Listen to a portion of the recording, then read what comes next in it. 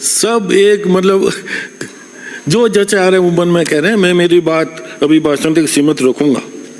ये परंपरा है अध्यक्ष महोदय कि हर साल अभिभाषण होता है मुहिम का, और गवर्नमेंट की मंशा जो है उसमें आती है। जो गवर्नमेंट ने वादा किया जनता से, जो जनता को कह के उनको विश्वास लिया, उस संबंध में वो क्या करने जा रही है, क्या कर रही है, भविष्य में कैसे करना चाहती है, उसका विस्तार अभिभाषण में आता है। और इस अभिभाषण में कहीं भी किसी रूप में ये इनका वादा किए हुए जो भी इन्होंने काम किया 1 साल का, इसका विवरण इसमें नहीं आ रहा है। एक ही बात आ रही कि कांग्रेस सरकार की आलोचना हो रही है, और जो मेन मुख्य बात है उसको छुपाने का पूरा प्रयास किए जा रहे हैं। अध्यक्ष महोदय, समाज के विकास के लिए, जनता के विकास के लिए कुछ अहम बिंदु हैं। बिजली है, सड़क है, इंफ्रास्ट्रक्चर है, स्कूलें हैं। इन सब बातों पे तो विस्तार से चर्चा हो गई। मैं सीमित रखना चाहूँगा 2-3 बातों पे ही। सबसे पहले तो मेरा ताल्लुक नागौर जिले से है। पश्चिमी राजस्थान में ढाणियों से बसा हुआ पूरा इलाका है। बड़े बड़े कस्बे बहुत कम हैं, छोटी छोटी ढाणियाँ 100-150 लोग तो 200 लोगों की।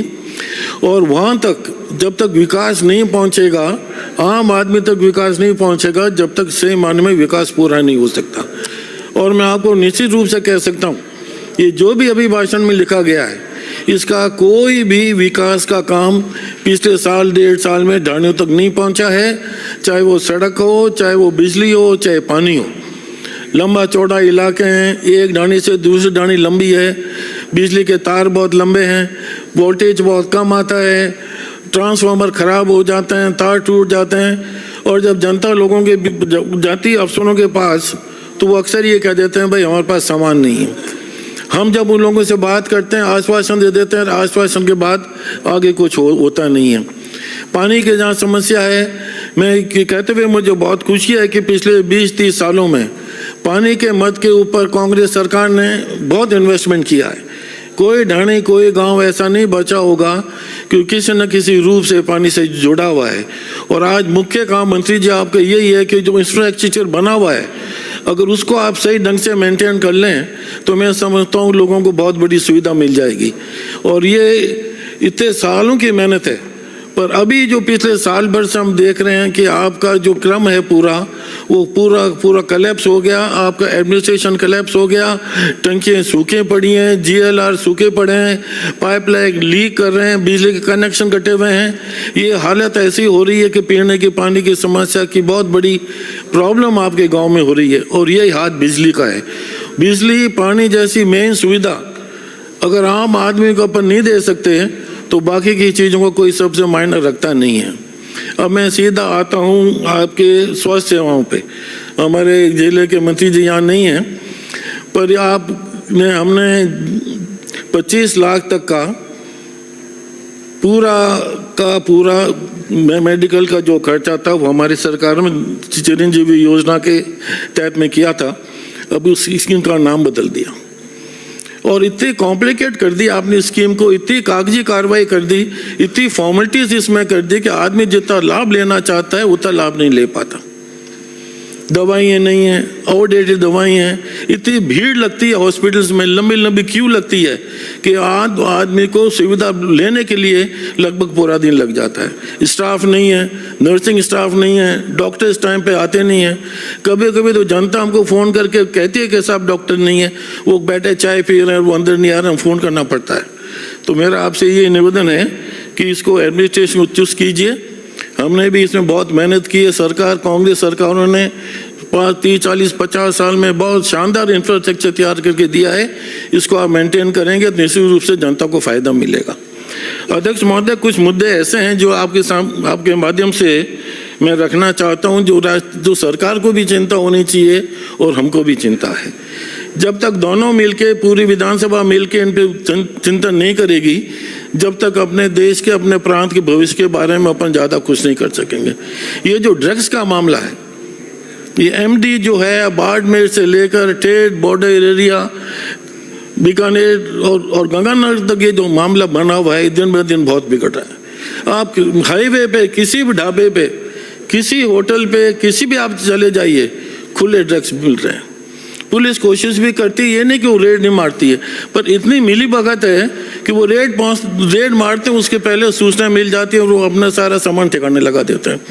और इतने सालों से इस बात को हम देख रहे हैं और ये इतना गंभीर विषय है कि आपको हमको सबको बैठ के इस विषय में चिंतन करना चाहिए कि अपने आगे आने वाली पीढ़ी को अपन क्या दे के जाएंगे। अगर वो इस ड्रग्स में अगर आ गई तो आप मानिए अपना समाज का, प्रांत का क्या भविष्य होगा।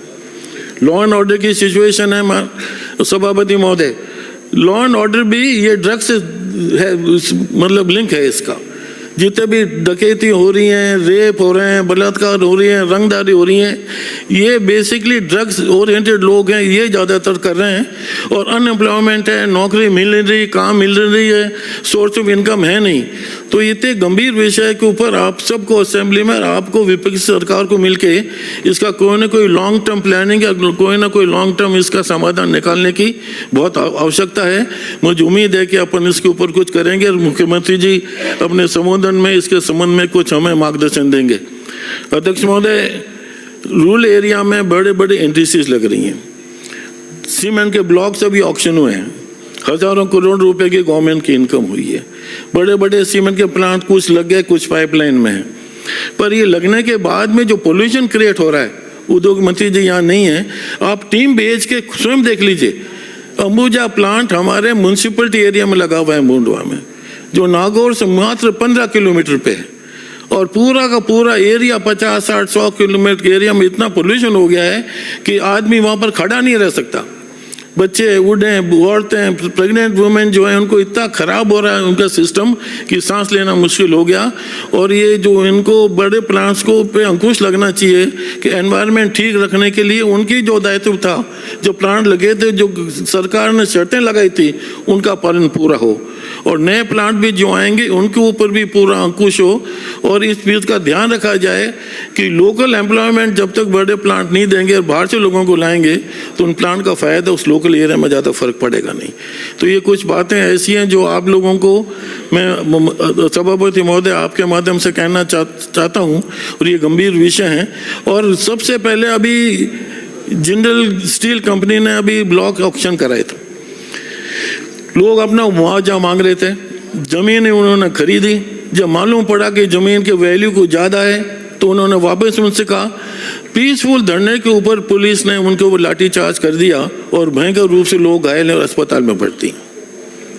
इसलिए ये एडमिनिस्ट्रेटिव प्रॉब्लम्स हैं, जो बाकी की प्रॉब्लम्स तो होती हैं, बड़े टारगेट्स तो मीट होते रहेंगे, पर रोज़मर्रा ज़िंदगी में जो रोज़मर्रा आदमी को दिक्कत और परेशानी होती है उसमें भागीदारी आपका हमका हमारा बनना बहुत आवश्यक है। और मुझे उम्मीद है कि आप लोग इसके ऊपर कुछ ध्यान देंगे ताकि अपन एक नई दिशा में राजस्थान लेके जा सकें। मैं अध्यक्ष महोदय, पीने के पानी की समस्या है और ये काश्तकार की सबसे बड़ी समस्या, ये जो मुआवजा है काश्तकार को जो मिलता है, इसमें भी बहुत बड़ा घपला है, लोगों को मुआवजा नहीं मिल पा रहा है। एमएसपी के ऊपर खरीद भी नहीं हो पा रही है। राज्यपाल महोदय ने इसके ऊपर कहा भी अभी भाषण में, लोग अपना अनाज लेके जाते हैं मंडी में, कई दिनों तक वहाँ खड़े रहते हैं, ये डॉक्यूमेंट लाओ, वो डॉक्यूमेंट लाओ, पर हेक्टेयर क्या कॉस्ट है, पर बीघा क्या कॉस्ट है, उसके बावजूद भी कोई ना कोई निकाल के इनके जो सही दाम है उनको नहीं मिलते। और दाम तय करने के बाद भी कई महीनों तक इनको पैसा नहीं मिलता। ये बड़ा अन्याय हो रहा है। 60-70% लोग खेती में इन्वॉल्व हैं, चाहे वो आपके वोटर हों चाहे हमारे वोटर हों। जब तक गाँव का आदमी खुशहाल नहीं होगा और उसको हक नहीं मिलेगा, जब तक मैं समझता हूँ ये देश और ये प्रांत आगे नहीं बढ़ सकता। इन्हीं भावनाओं के साथ आपने मुझे बोलने का मौका दिया अध्यक्ष महोदय, बहुत बहुत आभार आपका। श्री जयदीप बिहानी जी।